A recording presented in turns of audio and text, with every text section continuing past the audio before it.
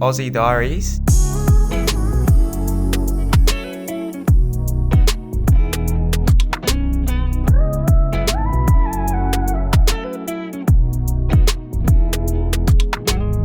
So we're here, Western Australia, Perth.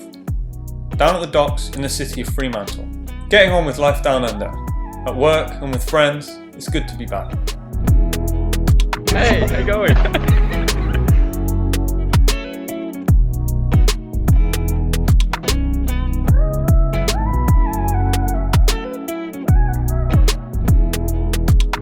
So Australia is big, and you kind of need a vehicle here. All the roads and cities are new, and they're built with cars in mind.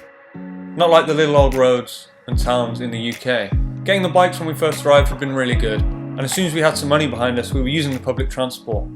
But I think you know where this is going.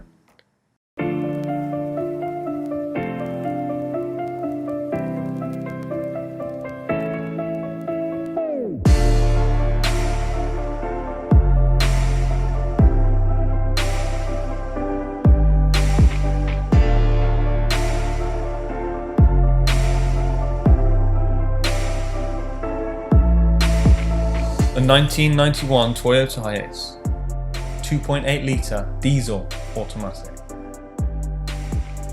With a pop-top roof, decked out with a folding bed, stove, sink, fridge, solar panels, she was ready to go. What a beauty, and my first car ever. We haven't named her just yet, but we keep calling her a little hippo, so yeah, there's no excuses not to see more of the city. And we started by catching the sunset at Cottesloe Beach.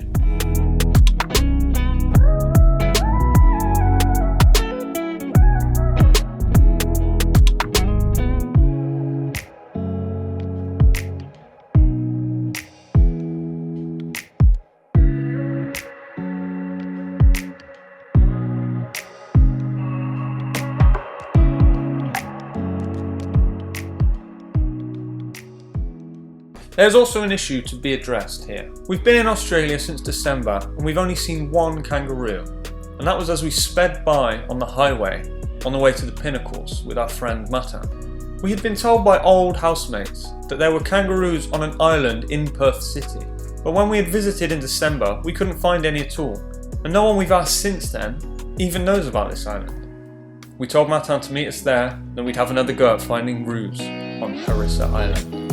Harrison Island. Harrison Island. Harrison Island? Harrison. Harrison. Is it just Harrison? Harrison.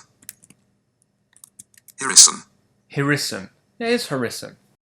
But we told Matan to meet us there, and then we'd have another go at finding the roos on Harrison Island.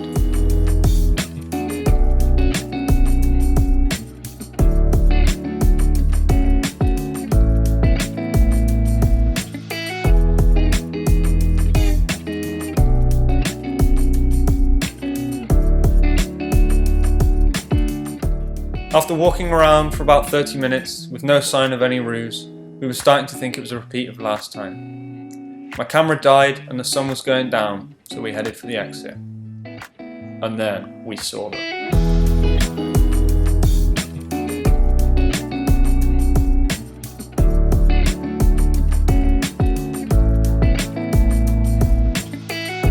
They didn't seem to be fully sized, but they were very cute and very much kangaroos.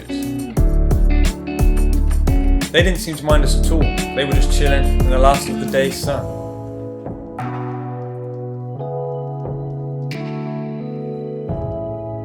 I even helped this guy out with an itch. I'm not too sure how he felt about it really though.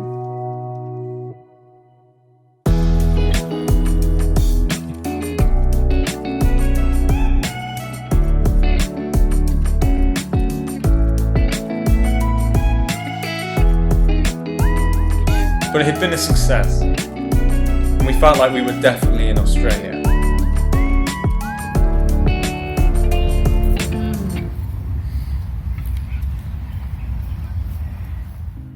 Getting the van so soon hasn't changed our plans, and we're still going to see out the lease on our house before heading north, which gives us time to keep enjoying city life and save a little bit more money.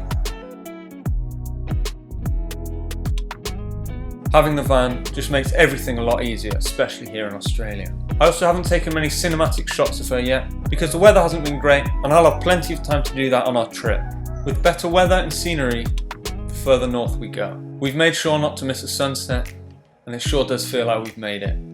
After arriving here with pretty much nothing, to now finally having our own little van, we're living the Australian dream.